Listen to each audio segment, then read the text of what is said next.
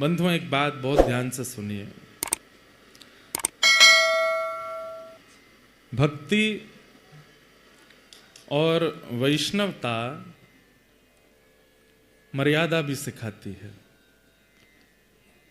अगर हम अमर्यादित रूप से रहते हैं तो इसका मतलब हमें महासंसारी माना जाता है। कहीं भी बैठ गए, कहीं भी उठ गए, कुछ भी खा लिया, कुछ भी पी लिया, कैसे भी बोल दिया, कुछ भी पहन लिया, कहीं भी टेंटू गुदवा लिए, कैसे भी बाल कर लिए, कुछ भी अपने शरीर के साथ कोई मर्यादा नहीं, ना अपने व्यवहार में, ना अपनी वाणी में, ना अपनी दिनचर्या में, ना अपने उठने बैठने में, ना अपने भोजन पानी में, ना बोलने में, कोई मर्यादा नहीं होती। उसको महासंसारी कहा जाता है। वही तो संसारी है। जो अमर्यादित है वही रावण है, और जो मर्यादा पुरुषोत्तम है वही राम है। जिनके चलने का भी एक ढंग है, बैठने का भी एक स्थिति है, उठने की भी। तानपुरा नहीं है क्या भैया? वो तानपुरा तो रख लेते, ने कछु तो स्वर दो। तो जहां मर्यादा है वही वैष्णवता है। हमारी भक्ति में हम आपको डांट नहीं रहे, फटकार नहीं रहे, आप प्लीज हमको थोड़ा बुरा नहीं मानना हमारी बात को, पर हमें ऐसा लगता है, हम वो उस बात का भी पक्ष रखते हैं कि बड़े बड़े उल्टे सीधे काम करने, फिल्म सितारों के पीछे से भागने से अच्छा तो संत महापुरुष कथा वक्ताओं के पीछे भाग लो, उनके संग फोटो खिंचा लो, उनको छू लो। कम से कम आज के युवा व्यसनियों के पीछे तो नहीं है। कम से कम श्री किशोरी जी का नाम गाने वाले, ठाकुर जी का नाम सुनाने वाले, उन्हीं से तो प्रेम कर रहे हैं। उसमें कोई दोष नहीं है, पर उसमें भी अगर मर्यादा है तो वो और सुंदर लगता है। प्रभु श्री राम, हमें लगता है जब लौट करके अयोध्या आए होंगे उस समय सिक्योरिटी गार्ड तो रहे नहीं होंगे, पर लाखों लोग थे दर्शन करने के लिए, करोड़ों लोग थे, पर मर्यादा। दूर से ही देख रहे, दूर से ही बस नैनों की पुतली में विराजमान करने का प्रयास कर रहे हैं। ये बात अलग है कि सबकी इच्छा है कि हम उनको स्पर्श कर लें, पर कहीं ना कहीं मन में ये विचार भी कर लेते हैं कि अगर हम कहीं समीप गए, इतने श्रमित राम जी आए हैं 14 वर्ष के बाद, कहीं हमारे द्वारा कुछ अपराध बन गया, उनको चोट आ गई या लग गई या श्रमित हो गए, तो इच्छा तो सबकी है कि स्पर्श कर लें, हृदय से लगा लें, पर दूर से ही केवल नेत्रों से निहार रहे हैं। नेत्र सजल हैं सबके। हम आपको, हमारे लिए, हम पे तो चढ़ बैठो, हमको कोई दिक्कत नहीं, पर कल को कोई और महापुरुष आवे और भी आवे। हमें पता है कि दंडी सिद्धपीठ जहां हम लोग अभी बैठे हैं, दंडी स्वामी जी महाराज की, यहां बड़ी मर्यादा से रहते हैं सब लोग। यहां पर ही नहीं होता, सब जगह होता है। जहां भी कथा करने जाते हैं वहां एक आध उंगली हमारी कभी फ्रैक्चर होने ही वाली है, ऐसा लगता है। पर हमारे साथ हो जाए कोई दिक्कत नहीं, कल को कोई और आचार्य चरण आए, उनके साथ अगर ऐसा हुआ तो क्या होगा? इसलिए हमें विचार करना चाहिए, हमें मन में भाव रखना चाहिए, खूब श्रद्धा रखो, खूब भाव रखो, सब मन में रखो कि हाँ स्पर्श करना ही है, छूना ही है, पकड़ना ही है। अब हमारे 2 नियम चलते हैं। नासिक में 1 मास की कथा हुई थी, मत छेड़ो, नॉर्मली रहने दो। नासिक में 1 मास की कथा हुई थी, तो वहां बहुत नियम से गायत्री अनुष्ठान किया। तो वहां के महाराज जी ने हमको दक्षिणा में 2 चीज दी। पहली चीज तो दी कि आप कथा से 1 घंटा पूर्व और 1 घंटा बाद मौन रहेंगे और अप्रश्न रहेंगे, स्पर्श नहीं करेंगे किसी का। मौन तो हम रह लेते हैं, पर स्पर्श वाला हमारा चल नहीं पाता। जब कोई छू देता है कथा में आने से पहले, तो हमें लगता है कि हम महाराज जी के वचन निभा ही नहीं पा रहे, क्या करें। दूसरा उन्होंने नियम दिया कि कम से कम कथा में जब जाओ तब लकड़ी के खड़ाऊ पहनने हैं।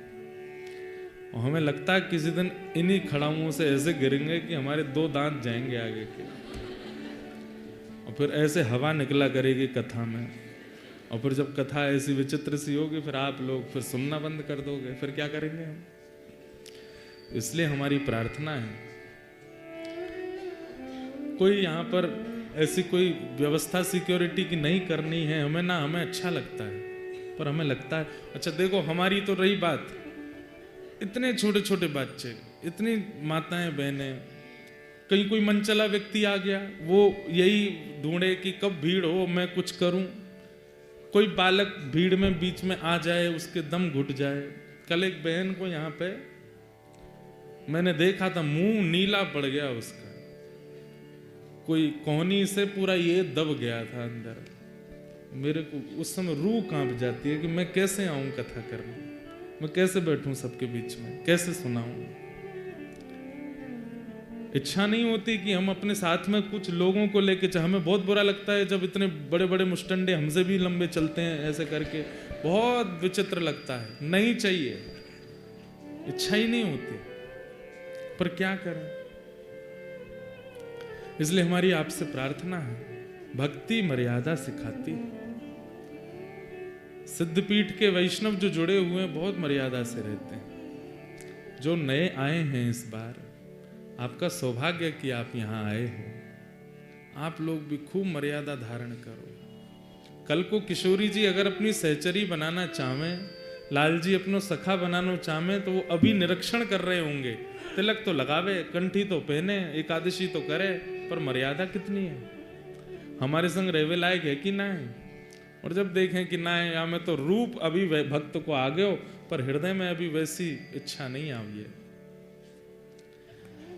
तो ठाकुर जी कहीं हमें वंचित ना कर दें अपने सखा मंडली में लेने से, किशोरी जी कहीं वंचित ना कर दें अपनी मंजरी में लेने से। बहुत मर्यादित रहो। कितने वैष्णव ऐसे हैं हमारे वृंदावन में, बिहारी जी के सबसे दूर से दर्शन। आप लोग जगन्नाथपुरी गए हैं? कितने लोग जगन्नाथपुरी गए हैं? इतने ही गए बस, इतने ही लोग जगन्नाथपुरी गए हैं। जय हो लुधियाना वालों। ऐसा मोह अच्छो नहीं है अपने घर से, चले जाइए एक बार। जगन्नाथपुरी में गरुण स्तंभ है, दर्शन होते हैं। गरुण स्तंभ के पीछे से सब लोग घूम के जाते हैं, आगे दर्शन होते हैं। कभी कभी भीतर के दर्शन खुले होते हैं तो और भीतर जाते हैं, और जगन्नाथ जी से फिर भी दूरी रहती है, कम से कम 2 द्वार की दूरी से दर्शन होते हैं। पर गरुण स्तंभ से अगर आप दर्शन करते हो तो कम से कम 4 द्वारों की दूरी पर हो आप। और गरुण स्तंभ से दर्शन करने में महाप्रभु जगन्नाथ जी केवल इतने दिखते हैं, बीच में सुभद्रा जी, इस तरफ बलराम जी, महाप्रभु जगन्नाथ जी इतने ही दिखते हैं। ये आंख पूरी दिखती नहीं, कितना भी ऐसे कर लो तो भी यहां तक आओगे, पूरा मुख तो दिखता ही नहीं है गरुण स्तंभ के पीछे से। श्रीमन चैतन्य महाप्रभु जीवन पर्यंत वहीं से ही दर्शन करते थे महाप्रभु जी का। जबकि महाप्रभु जी जब दर्शन करने के लिए जाते थे तो पंडा पुजारी सब आते थे, भीतर चलो, महाप्रभु जी को हृदय से लगा लो, तब तो अनुमति थी। मैंने दर्शन किए हैं वो वाले जिसमें भीतर जाके जगन्नाथ जी को अंक में भरने की आज्ञा थी सबको। फिर बाद में वो अंक में भरना बंद हो गया, केवल आप ब्रह्म वेदी जिस पर ठाकुर जी खड़े उसका स्पर्श कर सकते हो, इतनी आज्ञा। वहां तक मैं गया हूं। लेकिन महाप्रभु जी का जब चरित्र पढ़ा तो महाप्रभु जी के चरित्र में आया कि महाप्रभु जी गर्भगृह में केवल 2 बार गए। एक बार तो जब पहली बार जगन्नाथपुरी पहुंचे, सीधे दौड़ करके भीतर चले गए, मूर्छित हो गए महाप्रभु जी के आगे। और दूसरी बार जब महाप्रभु जगन्नाथ जी में विलीन हुए, अंतिम दिन दौड़ते हुए गए, सीधे जाकर के महाप्रभु जी में विलीन हो गए। हमारे भारत में 2 ऐसे भक्त हुए जो ठाकुर जी में विलीन हुए, भक्तिमती मीराबाई और श्रीमन चैतन्य महाप्रभु। महाप्रभु जी तो ठाकुर जी का स्वरूप माने जाते, पर उन्होंने पूरा जीवन जगन्नाथपुरी में दर्शन किए तो गरुण स्तंभ के पीछे से ही किए। किसी ने महाप्रभु जी से पूछा कि आप इतनी दूर से दर्शन क्यों करते हो, आपके लिए तो सब पलकें बिछाए बैठे रहते हैं कि आप अंदर आओ। महाप्रभु जी कहते हैं 2 कारण। पहली कारण क्या, प्रेमी झरोके से देखने में जितना सुंदर लगता है ना, उतना सन्मुख आकर के कई बार हमारे नेत्र दोषी है ना, उतना सुख नहीं दे पाते। इसलिए हमारी राधा वल्लभी परंपरा में तो नियम है, राधा वल्लभ लाल जी को स्पष्ट नेत्रों से मत देखो, तो किसी ओट से देखो। राधा वल्लभी परंपरा में नियम है, ठाकुर जी को किसी की ओट से देखो, या तो चुनरी की ओट से देखो, या किसी को आगे खड़े करके उसके किनारे, स्पष्ट अपने नेत्रों से नहीं देखो। उसके पीछे भी एक भाव है, क्या हमारे नेत्र बहुत कशीले हैं, बहुत कठोर हैं।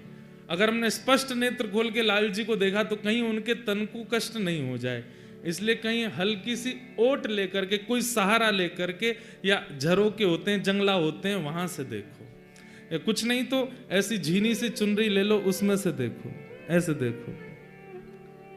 क्यों? स्पष्ट नेत्रों से देखेंगे कि हमारे नेत्र बहुत कठोर हैं, ठाकुर जी कहीं लग नहीं जाए। तो महाप्रभु जी कहते प्रेमी को ओट से देखने में सुख मिलता है। अब हम जिससे अति प्रेम करते हैं वो जंगला के भीतर बैठो है, स्पष्ट उसके सामने नहीं जा सकते, पर जंगले से उसका एक अंग वस्त्र भी दिखता है ना, तो भी सुख मिलता रहता है। वह दिख रहा है, उसका वो पीला वस्त्र दिख रहा है, उसका गुलाबी अंग दिख रहा है, उसके केश दिख रहे हैं, उसके नेत्र दिख रहे हैं, उसी से सुख मिलता है। और दूसरा कारण, दूर से दर्शन करने का कितना सिद्धांतिक कारण बताया महाप्रभु जी ने, कि ठाकुर श्री जगन्नाथ जी 24 घंटा गरुण जी को ही देखते रहते हैं।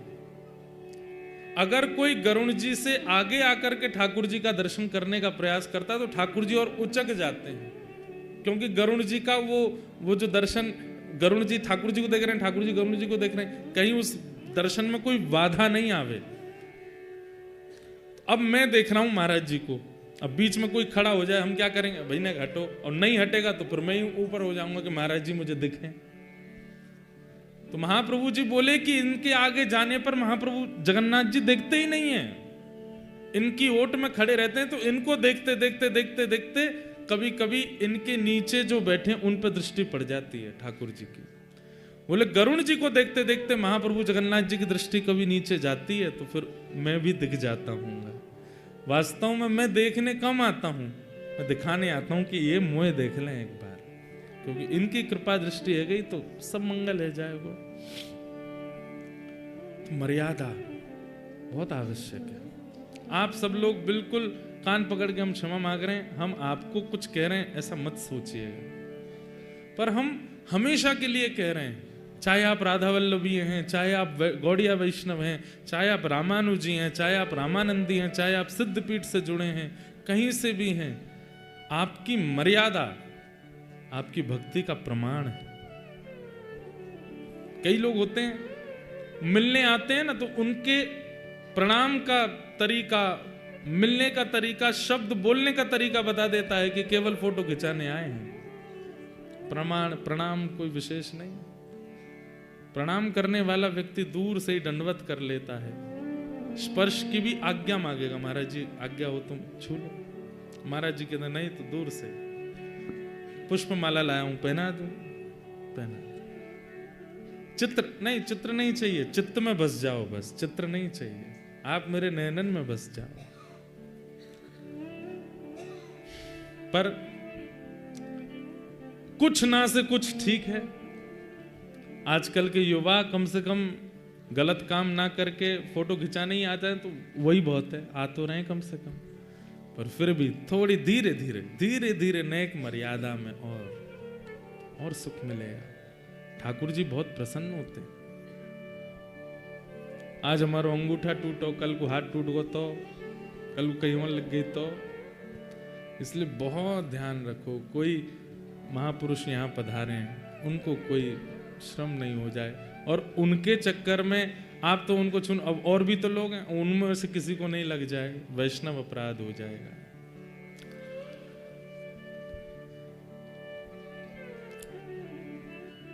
जगन्नाथ चक्का नयन, जगन्नाथ चक्का नयन।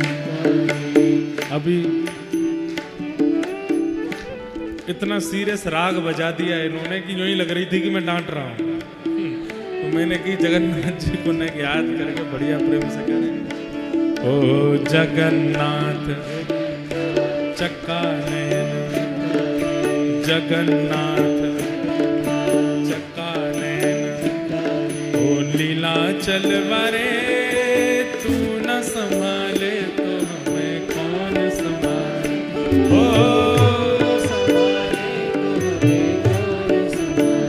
हाँ तू न संभाले तो हमें कौन संभाले ओ आइए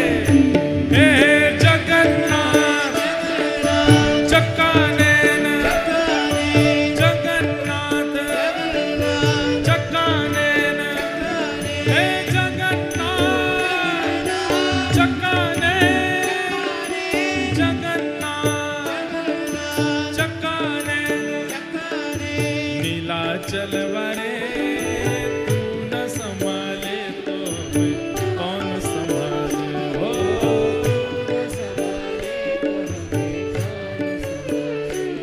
हो मेरी ये नैया है अब तो तेरे हवाले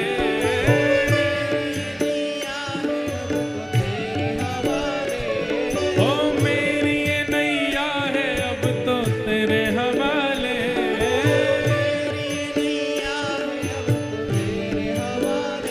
हमें तू न संभाले तो हमें कौन संभाले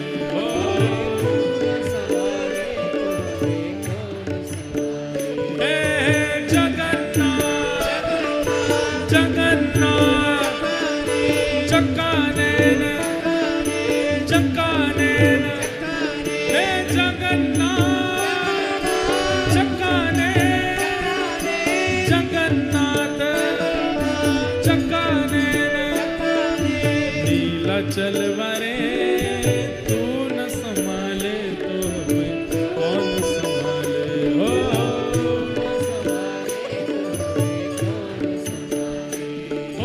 तुम्हें छोड़ जाऊं अब मैं किसके दुआरे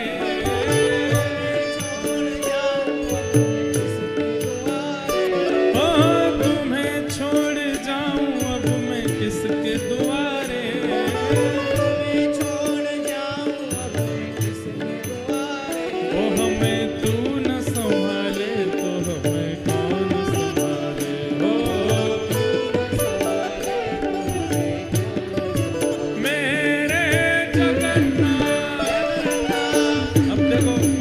बैठे बैठे कीर्तन में तो स्वर ऐसा जानो चाहिए कि महाप्रभु जी सुन लें आपकी मेरे जगन्नाथ चक्का नैन जगन्नाथ चक्का नैन लीला चलवारे तू न संभाले तो हमें कौन संभाले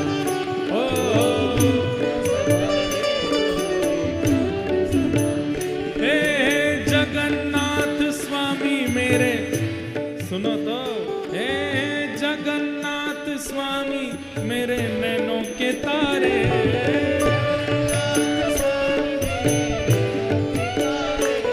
हे जगन्नाथ स्वामी मेरे नैनों के तारे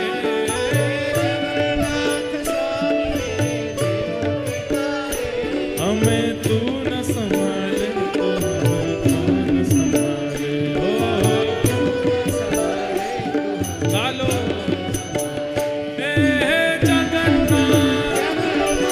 चक्का नैन जगन्नाथ चक्का नैन हे जगन्नाथ चक्का नैन जगन्नाथ चक्का नैन मेरे जगन्नाथ प्यारे जगन्नाथ मेरे जगन्नाथ प्यारे जगन्नाथ लीला चलवारे तू न संभाले तो हमें कौन संभाले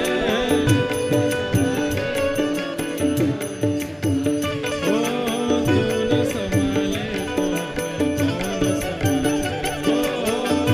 संभाले श्री जगन्नाथ महाप्रभु की। तो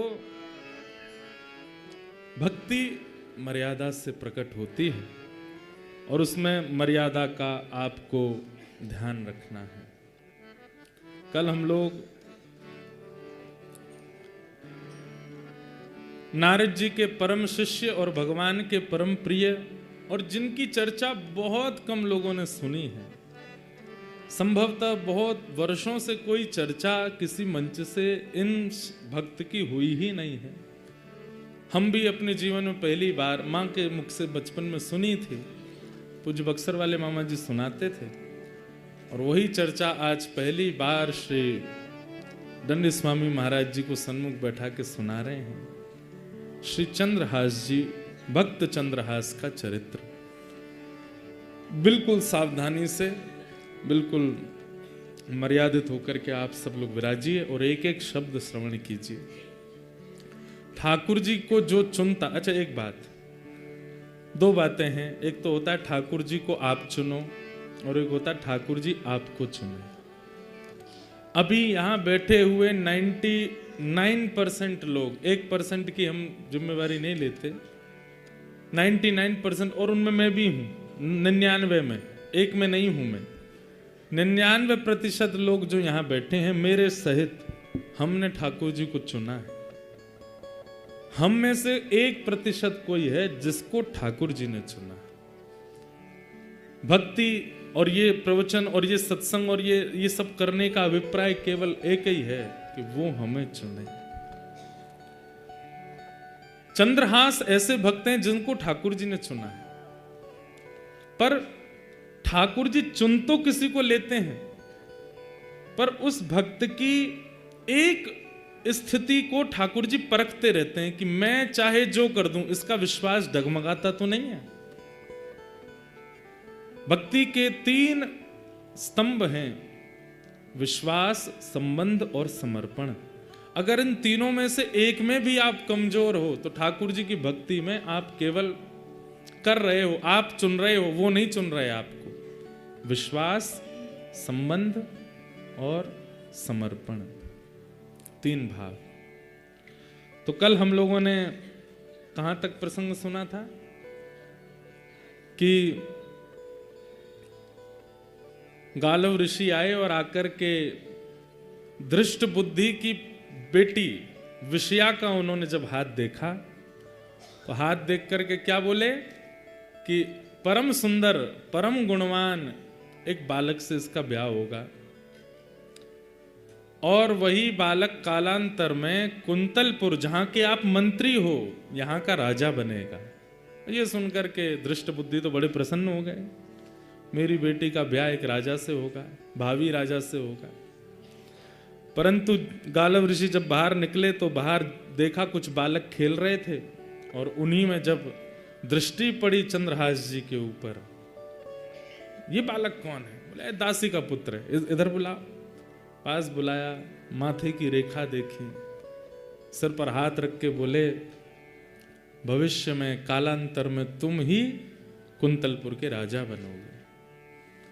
सुनकर के दृष्ट बुद्धि बोला ये दासी पुत्र राजा बनेगा? बोले हंसो मत, तुम्हारी बेटी का वर्ण भी यही करेगा, यही तुम्हारी बेटी का पति होगा। ऐसा कहकर के गालव ऋषि तो चले गए, लेकिन दृष्ट बुद्धि के मन में आ गया ये मैं होने नहीं दूंगा। मंत्री हूं, राजा नहीं हूं, मंत्री हूं, लेकिन इतनी गरिमा महिमा तो जानता हूं कि अपने पुत्र पुत्री का विवाह मुझे कहां करना है, किससे करना है। ये चलते फिरते फकीर संत कुछ भी बोल जाते हैं, इनकी बातों में कोई सत्यता होती है? अरे मंत्री हूं, राजा से ज्यादा मेरी चलती है। राजा तो सिंहासन पर बैठता है, पर नीचे क्या हो रहा है सब मेरे हाथ में है, मैं देखता हूं। कैसे ये संभव नहीं होगा? और सज्जनता और दुर्जनता की भिड़ंत हुई। परम सज्जन श्री चंद्रहास जी महाराज और परम दुर्जन कौन? दृष्ट बुद्धि। उनकी सुंदरता देखकर के विषया तो तभी मोहित हो गई थी, और सबसे बड़ी बात कि सुंदरता चेहरे में नहीं है, हृदय में है, क्योंकि हृदय में ठाकुर जी हैं। और वही हृदय की सुंदरता, जिसके चित्त में ठाकुर जी होते हैं, उसकी सुंदरता अलग होती है। एक बात सुनिएगा, सुंदर व्यक्ति को देख करके चित्त में काम उत्पन्न होता है, सुंदर व्यक्ति को देख करके चित्त में भोग उत्पन्न होता है, विलास उत्पन्न होता है, तो वो व्यक्ति सुंदर है। लेकिन किसी की सुंदरता देख करके श्री जी प्रकट होती हैं, ठाकुर जी प्रकट होते हैं, वृंदावन प्रकट होता है, व्रज का स्मरण होता है, तो समझ जाओ परम भक्त है। चंद्रहास जी के रूप को देख करके विषया के चित्त में पता नहीं कैसी प्रीति ठाकुर जी के प्रति जागृत होने लगी, और ठाकुर जी के प्रति प्रकट होने वाली उस, जय हो भैया, कौन को फोन बज रहा हो इतनी जोर से, ऐसी प्रसन्नता, अब मन बना लिया कि चाहे जो हो ब्याह तो इसी से करूंगी, बड़ा हो जाए। लेकिन दृष्ट बुद्धि ने मन बना लिया कि इसको नष्ट करना है। सैनिकों को बुलाया, बोले एक काम करना है तुम्हें मेरा। बोले क्या? वृक्षों के नीचे एक बालक घूमता रहता है। बोले हाँ, उसको पकड़ करके ले जाना है और दूर वन में ले जा करके, इतना दूर ले जाना कि खबर भी ना पड़े, दूर वन में ले जाके उसका वध कर दो, और प्रमाण देने के लिए मुझे उसका कोई एक अंग अपने साथ लेकर के आना, जिससे यह प्रमाणित हो जाए कि तुमने उसे मार दिया। सैनिकों ने पूछा महाराज जी उस बालक का अपराध क्या है? बोले अच्छा खबरदार, तुम्हारी हिम्मत क्यों होती है पूछने की? मैं मंत्री हूं, मुझे पता है उसका अपराध क्या है। तुम्हारा ये काम नहीं है कि तुम ये पूछो मुझसे कि उसका अपराध क्या है। उसका जो भी अपराध है मुझे पता है, तुम केवल जितना मैं कहता हूं उतना करो। उस बालक को लेकर के जाओ, कोई देखने ना पाए। बधिकों ने कहा महाराज जी हम कहीं गए, हमारे रूप आदि को देख के हमने उसको उठाया, वो चिल्लाया, गांव के लोग आ गए तो बोले रूप बदल के जाओ। बोले क्या रूप बना के जाएं? बोले गले में माला पहन जाओ, धोती पहन जाओ, ऊपर स्वाफा बांध लो, गले में एक झोला टांग लो, संतों का वेश बना लो और सीताराम सीताराम चिल्लाते हुए जाना। सुना है उसको सत्संग कीर्तन बहुत प्रिय है और संतों के पास वो सहज खुद ही चला जाता है। संत बन के जाओगे तो आ जाएगा। सैनिकों ने संतों का रूप धारण कर लिया और संत रूप धारण करके वो सब सैनिक जन गए चंद्रहास जी के पास। चंद्रहास जी बैठ करके भगवत स्मरण कर रहे थे। प्राण श्री कृष्ण, जीवन श्री कृष्ण, मां श्री कृष्ण, पिता श्री कृष्ण, जीवन उद्धारक श्री कृष्ण, सर्वस्व श्री कृष्ण। जैसे ही वे रूप बदल करके चंद्रहास जी के पास पहुंचे, चंद्रहास जी को देखते ही पता नहीं कैसी एक परम शांति सी का अनुभव उनको चित्त में होने लगा, परम शांति का अनुभव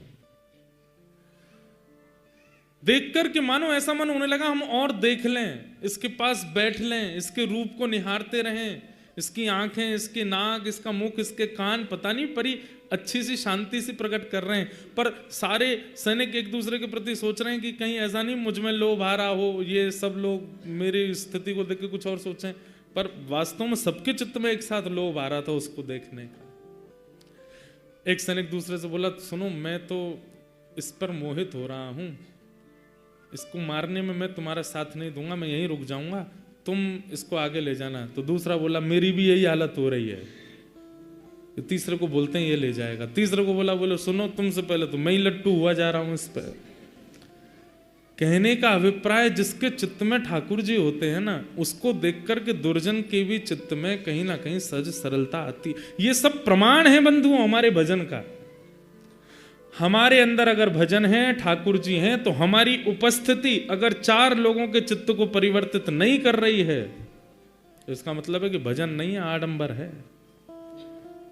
एक को भी अगर परिवर्तित करती है, एक के चित्त में भी कुछ परिवर्तन लाती है, आपका रूप, आपका स्वरूप, आपकी बोली, समझो ठाकुर जी स्तब्ध हो गए। अच्छा एक बात और, हमने हमारे नाना जी से एक बात पूछी। मैंने कहा नाना जी एक बात बताओ। हमारे पूज्य नाना जी पंडित श्री कृष्णलाल शास्त्री जी बड़े अच्छे भागवत के विद्वान, और ब्रज साहित्य के विद्वान। उनसे हमने एक बार पूछा, मैंने कि नाना जी, जैसे प्रहलाद जी की भक्ति देख करके सारे सैनिक भक्ति करने लगे, भजन करने लगे, हिरण्यकश्यप ने देखा उसके अंदर क्यों कुछ नहीं हुआ? सबके चित्त में हो रहा था तो हिरण्यकश्यप में, वही प्रश्न यहां भी उठता है, जब सबके चित्त में चंद्रहास जी को देख करके प्रेम, प्रसन्नता, भक्ति उत्पन्न हो रही है, तो फिर दृष्ट बुद्धि के चित्त में क्यों नहीं? हमारे नाना जी एक सहज सरल सा उत्तर देते थे, लाला, अगर बटन ऑन करोगे तो एक बटन से कई बार वो दीपावली पे लंबी लंबी लाइट्स जलती हैं ना, सारी लाइटें जल जाती हैं, पर वही जलती हैं जिनमें जो फ्यूज नहीं होती, जिनमें करंट पहुंचता है। लेकिन उन्हीं लाइटों में कई बल्ब ऐसे होते हैं वो फ्यूज होते हैं, करंट आने के बाद भी वो नहीं जलते, इसका मतलब वो फ्यूज हैं। कहने का अभिप्राय, ऐसे ऐसे रसिक संत, ऐसे ऐसे महापुरुष लुधियाना आते हैं, दंडी स्वामी जी महाराज की सिद्ध पीठ में बैठते हैं, इतने लोग, ये सब जल गए, जितने भी लोग यहाँ खड़े हैं सब के अंदर जो है करंट जैसी गया, सब प्रज्वलित हो गए, पर इतने के बाद भी जो प्रज्वलित नहीं हुआ समझो फ्यूज है, भीतर से खराब है, इतने के बाद भी प्रज्वलित नहीं हुआ। तो हमारे नाना जी कहते हिरण्यकश्यप फ्यूज है। तो और वही बात यहां आज याद आई कि यहां पे दृष्ट बुद्धि भी फ्यूज है। अच्छा, आदमी फ्यूज कब होता है? आदमी फ्यूज कब होता है? वैष्णव अपराध से। अगर वो किसी वैष्णव के प्रति दूषित बुद्धि रखता है, जैसे कोई रसिक संत हैं, उनके आप प्रणाम करते हो, दर्शन करते हो, उनको वंदन करते हो, उनकी कथा सुनते हो, पर कभी आपके मन में आ गया, यार ये उतने ऊंचे हैं नहीं जितना हम सोचते हैं, ये तो ऐसे ही हैं, ये भी हमारी तरह लोभी हैं, ये भी हमारी तरह कामी हैं, ये भी हमारी तरह ही हैं, ये भाव आते ही आपके द्वारा वैष्णव अपराध हुआ, वो फ्यूज हो जाता है। फिर चाहे कितना करंट देते रहो, प्रज्वलित नहीं होगे। उसी के बाद फिर भक्ति सूक्ष्म होनी प्रारंभ हो जाती है, उसी के बाद भाव खत्म होने शुरू हो जाते हैं, नेत्रों के आंसू सूख जाते हैं, फिर कुछ नहीं होता, फ्यूज हो जाते हैं। तो दृष्ट बुद्धि फ्यूज है। लेकिन ये सारे जो सैनिक हैं देख करके चंद्रहास जी को देखते रह गए। लेकिन थोड़ी देर बाद इन सैनिकों ने बात की, बोले कि अगर हमने इसको मारने का मन नहीं हो रहा, इसका कोई अपराध नहीं है, पर अगर हमने इसको नहीं मारा तो हम मारे जाएंगे, छोटे छोटे बच्चे, हमारे घर परिवार सब, हमारा वो दृष्ट बुद्धि मंत्री बहुत दुष्ट है, सब खत्म कर देगा इसको नहीं मारा तो। और ऐसा भी नहीं कि हम जाके कह देंगे मार दिया, वो तो प्रमाण मांगेगा, प्रमाण दिखाओ, उसका कोई अंग दिखाओ, क्या काट के लाए हो। सावधानी से सुनना। दृष्ट बुद्धि की आज्ञा की ज्यादा प्रेशर था इनके ऊपर, सैनिकों के ऊपर। तो सैनिकों ने जैसे ही आंख खुली चंद्रहास जी की, देखा ओहो संत जन बैठे हैं, संतों के वेश में थे, तुरंत चरणों में प्रणाम किया। अब तो महाराज वो और बिक गए, बोले कितना प्यारा है, एक तो रूप इतना सुंदर, स्वभाव कितना अच्छा है इसका, चरणों में प्रणाम कर रहा है। तुरंत जल लेकर के आए नदी का, तो चरण धोने लगे, बोले मुझे चरणामृत चाहिए। मेरे गुरुदेव जो मुझे नियम बता के गए, नारद जी महाराज ने चंद्रहास जी को यहां पर अद्भुत ज्ञान प्रदान किया, उसका विषय तो मैंने छेड़ा ही नहीं है। उसमें नारद पांचरात्र संपूर्ण सिखा करके गए हैं, जो भगवान ने नारद जी को बताया कि एक वैष्णव का नियम कैसा होना चाहिए, एक वैष्णव की रहनी कैसी होनी चाहिए, एक वैष्णव का स्वभाव कैसा होना चाहिए, वो सब भगवान ने नारद जी को सिखाया। नारद जी ने आज चंद्रहास जी को सिखाया है, और वही नारद जी ने प्रहलाद जी को सिखाया, वो ध्रुव जी को सिखाया।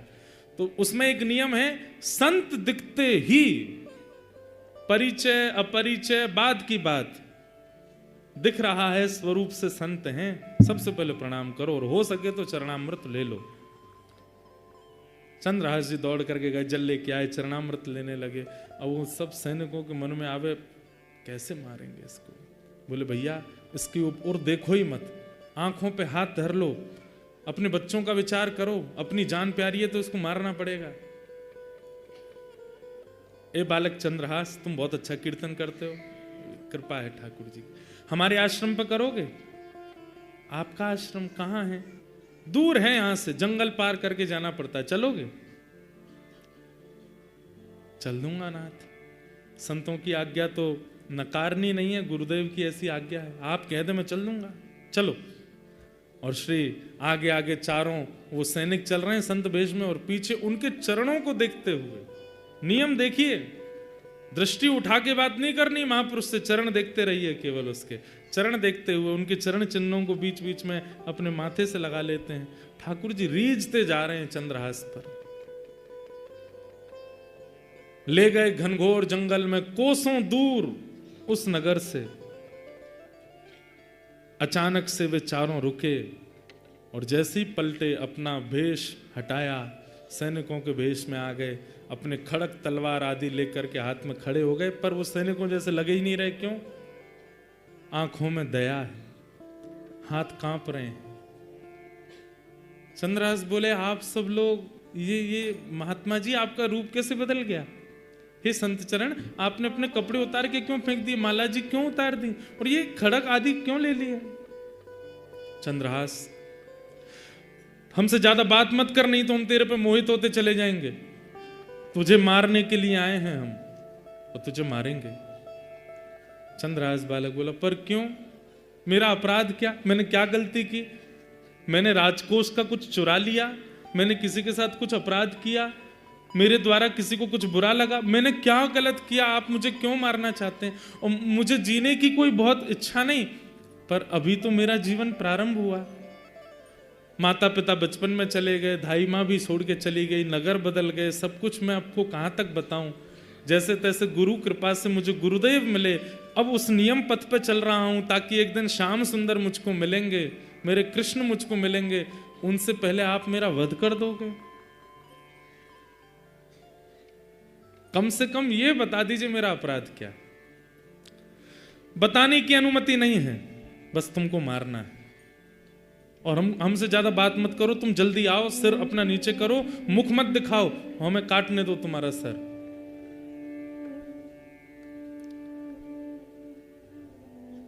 चंद्रहास बालक थोड़े घबरा गए, हाथ जोड़ करके बोले, एक आज्ञा चाहिए। बोले क्या?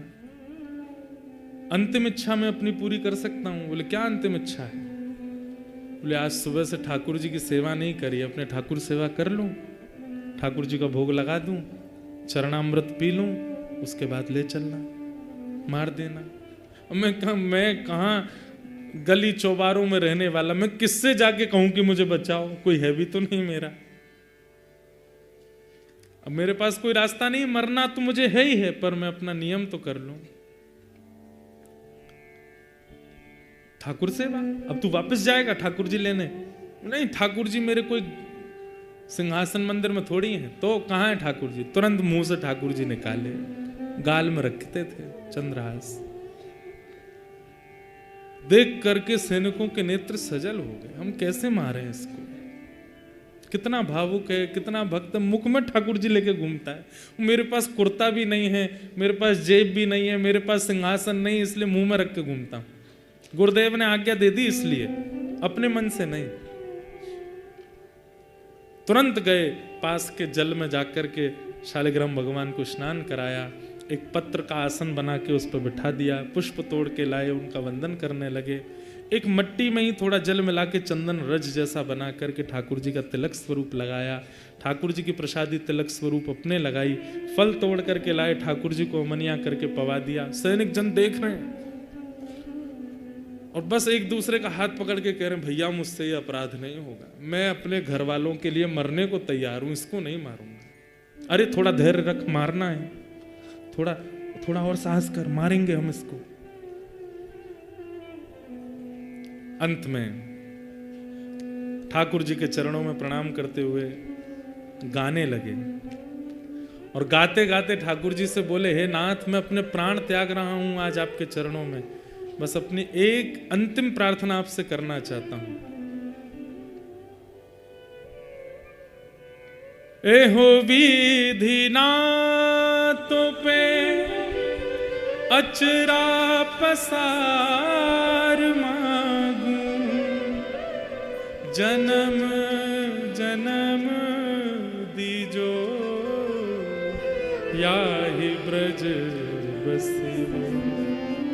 अहीर की जात समीप नंद घर, एहो विधि ना तो पे अचरा पसार मांग, जन्म जन्म दीजो आही ब्रज बस।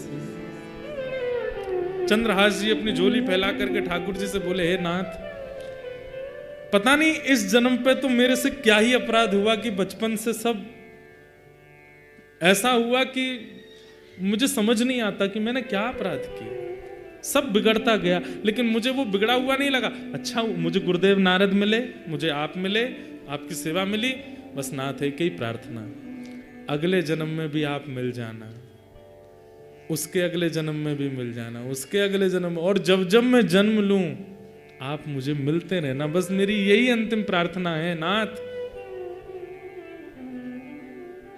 और ये प्रार्थना करके ठाकुर जी के आगे सर झुकाते हुए चंद्रहास बोले, सैनिकों, हे वधिकों, अब आप मेरा सर काट सकते हैं, तुरंत काट दीजिए। मैं देखूंगा नहीं, मैं ठाकुर जी के चरणों में सर झुका के बैठा हूं, आप मेरा सर काट दीजिए। सैनिकों ने तुरंत अपने खड़ग उठाए, हाथ पांव ऐसे कांप रहे हैं उनके। आज वही खड़ग जिससे अनेकों के सर धड़ से अलग किए, आज वो इतना भारी लग रहा है कि उसको चार मिलकर के नहीं उठा पा रहे। हाथ से खड़ग छूट गया, चरणों में गिर गए, बोले कि चंद्रहास, हम नहीं कर पाएंगे, पर तुम बताओ, तुम तो एक भक्त हो, हम मंत्री से कैसे बचे? वो हमें मार देगा अगर हम कोई प्रमाण लेकर के नहीं गए तो। नहीं महाराज, आप मारिए मुझे, आप अपना कार्य कीजिए, आपकी क्या गलती, आप तो मंत्री की आज्ञा मान रहे हैं। तभी एक, अब देखो ये भी ठाकुर जी की कृपा है, ठाकुर जी जो करते हैं सोच समझ के करते हैं। तभी एक सैनिक की दृष्टि पड़ी कि चंद्रहास जी के पैर में 5 नहीं 6 उंगली है। कई लोगों के एक एक्स्ट्रा अंगूठा होता है, कई लोगों के पैर में एक एक्स्ट्रा उंगली होती है, कई लोगों को, उनको कहते तो ऐसा ही है कि वो शुभ होते हैं, जिनके 6 उंगली हैं। दृष्टि पड़ी तुरंत, अरे रुको रुको रुको रुको, चंद्रहास अपने पैर दिखाओ। पैर दिखाया तो 5, एक अंगूठा, 4 उंगली, और कन्नी उंगली में 1 उंगली और थी। मिल गया, बस थोड़ा कष्ट होगा तुमको, बिल्कुल चुपचाप आंख बंद कर लो अपनी। चंद्रहास जी ने आंख बंद की, करोगे क्या? बोले करो आंख बंद। आंख बंद की, वो उंगली पकड़ के उसको काट दिया, और काट करके बोले, बस अब तुम भाग जाओ यहां से, दिखना नहीं, हमें प्रमाण मिल गया, हम इसको जाके दिखा देंगे कि मार दिया। उंगली लेकर के आए, छोटा बालक था, मुख लाना हमने उचित नहीं समझा, उंगली ले आए हैं, मर गया चंद्रहास। और चरणों में प्रणाम करके चंद्रहास जी को खूब रक्त निकला। उन सैनिकों ने प्रणाम किया, बोले चंद्रहास तुम भाग जाओ यहां से, अब वैसे ही तुम कोसों दूर हो और दूर चले जाओ, और जीवन में कभी अवसर मिलेगा तो फिर देखेंगे तुमको, हम सौभाग्य मानेंगे तुम दोबारा मिले तो। उंगली छोटी सी काट करके ले गए सैनिक जन, इतने नाचते हुए आ रहे थे क्यों? मारना भी नहीं पड़ा, काम भी हो गया। यहां पर दृष्ट बुद्धि मंत्री सैनिकों को देखता है, बड़े खुश लगते हो ऐसा लगता है काम हो गया। जी हुजूर, काम कर दिया हमने, प्रमाण दिखाओ। उंगली दिखाई, देख करके हंसने लगा दृष्ट बुद्धि। हाँ, संत बोलता था उससे ब्याह होगा मेरी बेटी का, संत बोलता था वो राजा बनेगा यहाँ का। ये सब संत वंत कुछ नहीं होते, इनकी बातें ऐसी रहती हैं। और अब देखो, अपनी पुत्री का ऐसे कुल में ब्याह करूंगा, और देखना फिर क्या होता है। अब हो गया पत्ता साफ। और ये गालव ऋषि, इनको तो कभी बुलाना ही नहीं अपने यहाँ, कुछ भी बोल जाते हैं। मंत्री से बड़े थोड़ी होते हैं संत ऋषियों की वाणी। यहां पर चंद्रहास जी थोड़े लंगड़ा रहे हैं, पैर में चोट है, रक्त बहुत निकला। अपने शालिग्राम जी को मुख में धर के कुछ फल आदि पा लिए थे, वहीं सो गए, एक वृक्ष के नीचे सो गए, ठाकुर जी का स्मरण करके। पास में एक देश था, एक नगर था, और उस नगर का नाम था चंदनावती नगर, राज्य। और उस नगर का राजा था, उसका नाम था कुलिंद राजा। उसकी पत्नी का नाम था मेधावती। ये कुलिंद राजा जो थे, इनके कोई संतान नहीं थी। इन्होंने अपने यहाँ ज्योतिषियों को बुलाया कि भाई मेरा वंश आगे चलेगा कि नहीं, मेरा कोई उत्तराधिकारी बन पाएगा कि नहीं, हम दोनों वृद्ध होते जा रहे हैं। तो ज्योतिषियों ने बताया, बोले आपका वंश तो आगे नहीं बढ़ेगा, तो फिर कुलिंद नगर का राज्य का राजा कौन होगा? तब उन्होंने देखा, बोले कि महाराज आपको एक यज्ञ करना पड़ेगा, और उस यज्ञ की पूर्णाहुति कलश लेकर के आपको जंगल में एक सरोवर है, वहां जाना पड़ेगा, वहां स्नान करना पड़ेगा। जब आप वहां से लौट करके आ रहे होंगे, तब आपको एक बालक मिलेगा। वही बालक आप गोद लेंगे और वही बालक कुलिंद देश का राजा बनेगा। ठाकुर जी जैसे स्क्रिप्ट राइटिंग कोई नहीं कर सकता भैया। ऐसी सुंदर डायरेक्टर हो तो ठाकुर जी जैसे। हम सबकी स्क्रिप्ट लिख रखी है उन्होंने, कब कहां क्या हो जाए कुछ नहीं पता है। अब सोचिए, अब कुलिंद राजा, उसने अनुष्ठान किया, अनुष्ठान करने के बाद यज्ञ विसर्जन के लिए सरोवर स्नान करने जा रहा है। सरोवर में स्नान करके जैसे ही लौटे, तो कहा था सैनिकों ने कि ब्राह्मणों ने, लौटते समय बस ध्यान से देखते आना, एक बालक मिलेगा। लौटते समय जब आ रहे थे, तभी दृष्टि पड़ी एक वृक्ष के नीचे चंद्रहास जी बैठे, ठाकुर जी का स्मरण कर रहे हैं। जाते ही राजा ने उनके पास बैठे बोले, पूछ तो लूं कहीं किसी का बेटा ना हो, कहीं किसी और का ना हो, मेरे को तो अनाथ बालक चाहिए जिसको मैं अपने कुल दीपक बनाऊं। ये कौन है, इसकी जानकारी तो ले लूं। पूछा कि तुम कौन हो, तुम्हारा नाम क्या है? तो कितना सुंदर शब्द है। चंद्रहास जी कहते हैं, मात पिता सब कृष्ण हैं, मात पिता सब कृष्ण हैं, है घर यह आकाश। मेरे माता पिता कृष्ण हैं और ये आकाश ही मेरा घर है। नाम हमारो सब कहें बालक चंद्रहास। माता पिता सब कृष्ण है, घर है यह आकाश, और सब चलते फिरते बोलते थे, इसलिए अपना नाम पता चला, मेरा नाम है चंद्रहास। सुन करके राजा चकित हो गए, अपनी रानी को देखने लगे। तुम्हारी माँ कौन है? बोले कृष्ण। पिता? वो भी कृष्ण। ताऊ चाचा सब कृष्ण। आकाश ही मेरा घर है, मेरा नाम चंद्रहास। मतलब अनाथ नहीं, नाथ तू अनाथ को। भगवान का नाम नाथ है, द्वारिका नाथ, जगन्नाथ, श्रीनाथ, सब जगह नाथ हैं। और नाथ का मतलब क्या होता है? रक्षक, स्वामी।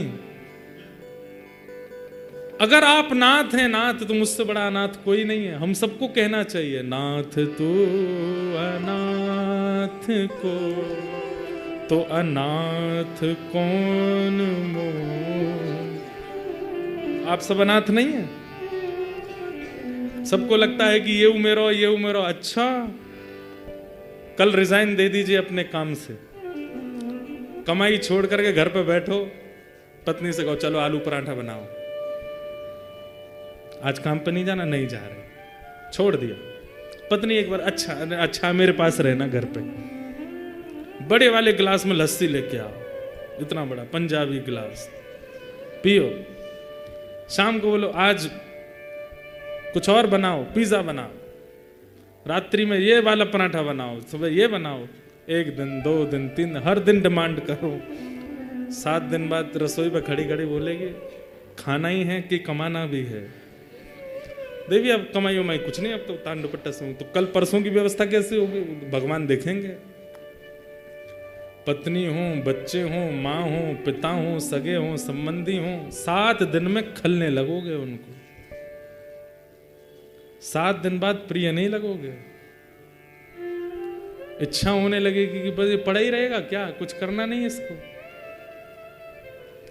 हम किसी के प्रिय इसलिए हैं क्योंकि हमसे उसका कोई स्वार्थ है। मानते तो हमारा भी परिवार है, हमारा भी सब कुछ है, हम बोल रहे हैं यहां बैठ करके, पर मुझे भी पता है, आपको भी पता है, स्वार्थ लाग करहि सब प्रीति, अपना कौन है, तो फिर हम अनाथ नहीं हुए। एकमात्र ठाकुर जी ऐसे जिनका हमसे कोई काम नहीं बनने वाला, फिर भी हमारे लिए बैठे। वास्तविक नाथ तो वही है। भोग मत लगाओ ठाकुर जी का, फिर भी बैठे रहेंगे आपके घर पे। वस्त्र मत बदलो ठाकुर जी के, फिर भी बैठे रहेंगे। इत्र मत लगाओ, फिर भी बैठे रहेंगे। आरती मत करो, फिर भी बैठे रहेंगे। करोड़पति हो जाओ, फिर भी बैठे रहेंगे। खाकपति हो जाओ तो भी कह देंगे कोई बात ना, मुंह तो कोने में धर के लई चल संग में। कोई तेरा साथ छोड़ दे, मैं ना छोड़ूंगा, मैं तेरे संग ही रहूंगा। तो रोड पर रहे, कुटिया में रहे, कोई यहाँ किराए पर रहे या महल में रहे, एक बार ठाकुर जी आ गए, अंतिम श्वास तक नहीं छोड़ेंगे। सबसे बढ़िया संबंधी ठाकुर जी हैं, अंतिम दिन तक साथ रहते हैं। तो हम वास्तव में नाथ कौन है? वही नाथ है। नाथ तू अनाथ को अनाथ कौन मोसो, जो त्यों तुलसी कृपाल चरण शरण चेरो। मुंह समान आरत नहीं, आरत हर तो सो, तू दयालु दीन हो, तू दानी हो भिकारी, हो प्रसिद्ध पात की तू पाप पुंजहारी।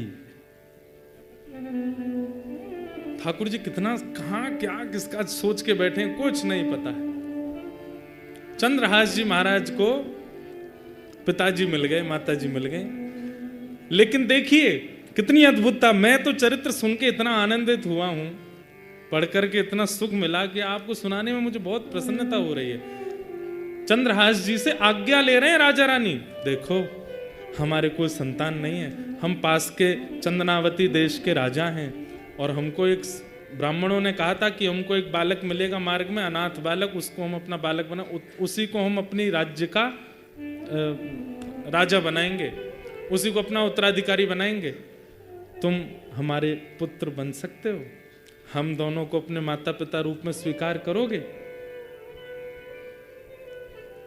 तुम जो कहोगे वो हम करेंगे। मतलब जैसे कोई लड़का लड़की का ब्याह होता है, ऐसे संबंध हो रहा है।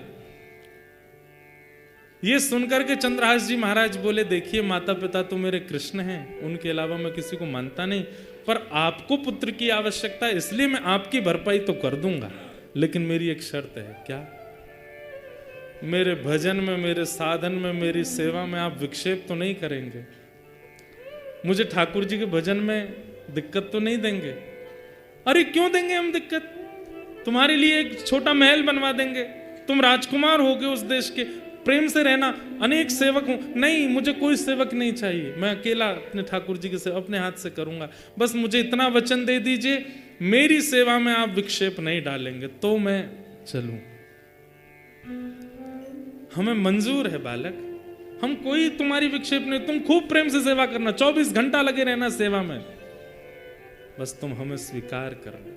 ठीक है, अगर आप मेरी भक्ति में बाधक नहीं बनेंगे तो मैं पुनः कह दूं, माता पिता तो मेरे कृष्ण हैं, पर आपका पुत्र मैं बन जाता हूं। और श्री चंद्रहास जी ने उस राजा, कुलिंद राजा को अपने आप को पुत्र रूप में प्रदान कर दिया कि आप मुझे ले चलो। सिंहासन पर बैठे महाराज, पुष्प वर्षा हो रही है, लाखों की तादाद में पूरा चंदनावती नगर देख रहा है, हमारा राजकुमार आ रहा है बैठ करके, और रथ में बैठ करके श्री चंद्रहास जी पधारे।